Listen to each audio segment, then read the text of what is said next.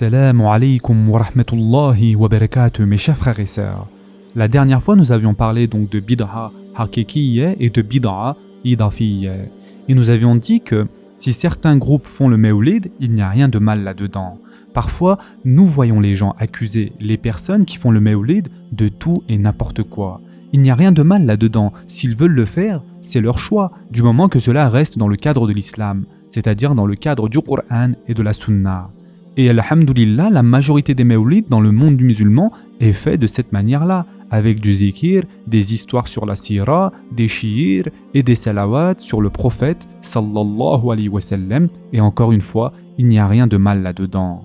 Ensuite, bien évidemment que la position de Ibn Taymiyyah est très sensée. Yani, plus on est proche de l'original, mieux c'est ce que dit Ibn Taymiyyah. Et donc, plus on est proche de ce que faisait le prophète sallallahu alayhi wa sallam et ce que faisaient les compagnons, cela ne peut être que mieux. C'est ce que dit Ibn Taymiyyah. Et le fait est que cela n'est pas que mieux, mais cela reste surtout plus sûr pour nous. Car le problème ici, c'est que ces petits changements, avec le temps, et à force d'ajouter en fait telle et telle chose, cela devient tellement gros qu'on est très loin de la base. Et au bout de 10-20 générations, qu'est-ce que l'on risque d'obtenir ? On risque d'obtenir quelque chose de totalement différent. Ce que nous devons comprendre ici, mes chers frères et sœurs, c'est que même parmi les Sahaba, il y avait des débuts de tension concernant ce sujet. Et l'un des exemples classiques de ceci est la compilation du Mus'haf par exemple. Lorsque Omar radiallahu an est venu à Abu Bakr radiallahu an afin de le pousser à compiler le Mus'haf, qu'est-ce que Abu Bakr radiallahu an a dit ? Il s'agit essentiellement ici du camp qui est le plus conservateur. Abu Bakr radiallahu an a dit « Comment pourrais-je faire quelque chose que le prophète sallallahu alayhi wa sallam lui-même n'a pas fait ?» Et Omar radiallahu an est dans ce cas celui qui est plus ouvert d'esprit à ce niveau-là. Et on peut dire la même chose lorsque Othman radiallahu an, afin d'éviter qu'il y ait plusieurs versions de Coran, Othman radiallahu an a demandé la destruction de tous les mushaf sauf les copies du mushaf original. Et Ibn Mas'ud radiallahu an n'était pas d'accord avec cela. Il a dit « Pourquoi devrais-je faire cela ? J'ai entendu le Coran directement du prophète sallallahu alayhi wa sallam et j'ai accepté l'islam même avant toi. » Et c'était son point de vue à lui. De plus, si on devait aller dans les détails, on pourrait même parler de la calligraphie du Mus'haf, des ponctuations, des points, etc. Par exemple, l'imam Malik n'aimait pas que l'on place des points dans le Coran. Il disait que c'est bid'a. Arrivez-vous à imaginer, mes chers frères et sœurs ? L'imam Malik a dit que nous devons préserver le Coran sans rien y changer. Et là, il ne parle pas de changement de versets, de mots, etc. Non, pas du tout. Attention, il parle de changement même dans la calligraphie du Coran. Et honnêtement, à l'heure actuelle, aucun d'entre nous ne serait capable de lire le Coran sans ponctuation, yani sous sa forme calligraphique originale. Et donc, l'imam Malik a dit que même rajouter un seul point, c'est bid'a. Mais à l'heure actuelle, qui va suivre la fatwa de l'imam Malik ? Ce n'est pas possible. Et aujourd'hui, les Qur'ans sont sublimes, n'est-ce pas ? Nous avons différentes calligraphies, avec des décorations tout autour, avec différentes colorations d'écriture. Cependant, est-ce que quelqu'un dit quelque chose là-dessus ? Bien sûr que non. Et honnêtement, cela donne envie de lire le Qur'an, un Qur'an avec des belles couleurs, etc. Par contre, sachez que, par exemple, l'imam Ahmed était totalement contre les décorations qui se trouvaient sur les pages du Qur'an. Vous voyez les motifs géométriques, etc. Il n'aimait absolument pas cela et il disait que ça aussi c'est bid'a. Et oui, on comprend très bien que les personnes de cette génération voulaient garder la pureté et ne rien modifier même s'il s'agissait seulement de l'apparence du Qur'an. Car bien évidemment, depuis le début, on ne parle pas de modification du message, on parle de l'aspect visuel et esthétique.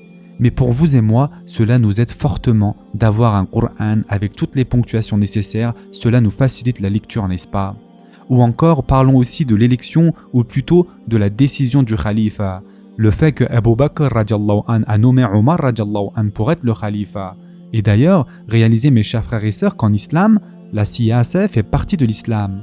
La gouvernance est une partie de l'islam. Et le mécanisme de gouvernance et d'élection du khalifa fait partie de l'islam. Car le prophète sallallahu alayhi wa sallam n'a pas dit « Abu Bakr, tu seras le khalifa après moi ». Non. Et donc Abu Bakr radiallahu an a dit à Omar « Je veux que ce soit toi ».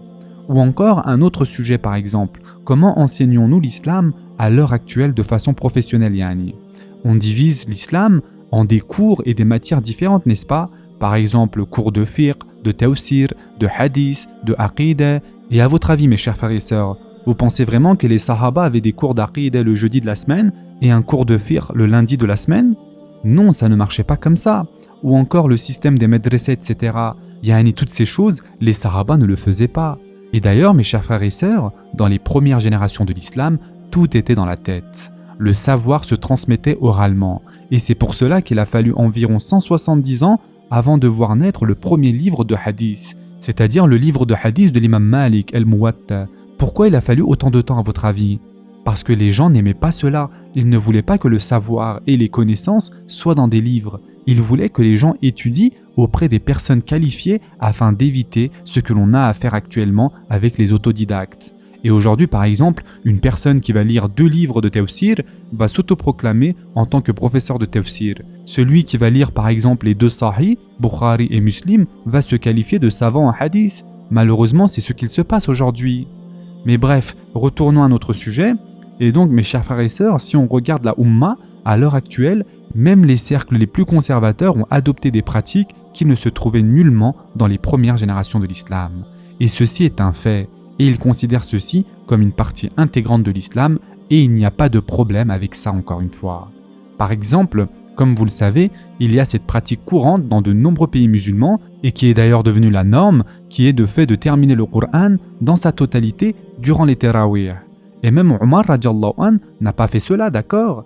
Et donc, même dans le Haramain et partout dans le monde, de Fatiha à An-Nas, il va y avoir un hatim du Coran en lisant un juz par jour pendant le Tarawih, n'est-ce pas? Et donc, les gens attendent quoi en retour? Ils attendent qu'Allah subhanahu wa ta'ala les récompense pour avoir assisté à cette récitation coranique durant tout le mois de Ramadan. Et encore une autre chose qui est techniquement bid'a idafiyya, mais il n'y a vraiment aucun mal, encore une fois, là-dedans. Par exemple, le dua à la fin du khatim du Coran. Dans le Haramain, une longue dua à la fin du khatim du Coran qui dure environ 2 heures de dua, mes chers frères et sœurs. Est-ce que le prophète sallallahu alayhi wa sallam a déjà fait ça? Aucun des sahaba non plus ont fait ça. Aucun des tabi'un n'a fait ça. Yani ceci est bien un rituel religieux, mais cependant, est-ce que cela pose problème? Non, bien sûr que non. Et donc, mes chers frères et sœurs, tout ça pour dire et vous faire comprendre que le spectre concernant les bid'a est très très large et la zone grise qui se trouve à l'intérieur de celle-ci aussi. Par exemple, il y a aussi un autre problème qui revient, c'est le fait de lire le Coran pour les gens qui nous ont quittés. Yani par exemple votre père vous manque, votre mère vous manque ou n'importe qui de votre famille et vous vous dites « je vais réciter le Coran, je vais réciter Yasin et leur envoyer ça ». La majorité des grands oulémas de l'islam ont autorisé cela, même Ibn Taymiyyah a autorisé cela. Yani même les savants les plus stricts concernant ce sujet ont dit qu'il n'y a rien de mal là-dedans.